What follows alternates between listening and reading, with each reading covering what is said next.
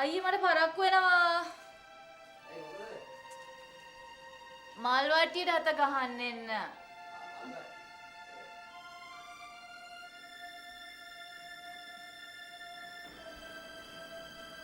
දැන් යන්නද හදන්නේ?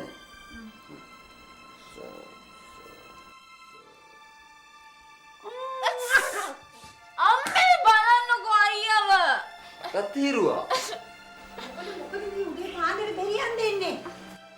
මල් වට්ටියට අත ගහන්න ඉන්න කිව්වම නාය මිරිකනවා. මේ අයියාගේ වැඩේම මේ කෙල්ල වඬ ඕන එකයි. මම බලන්නකෝ නාය රතු වෙලා අම්මා. මයි පුතා බත් කටක් කාලේ යන්න. මට එපා. දෙන්න එපා අම්මේ. බඩගින්න යන්න අරින්න. කලන්තය හැදෙන්න. අර බලන්නකෝ අම්මා. මේ චුට්ටක් කාලේ යන්න. මේ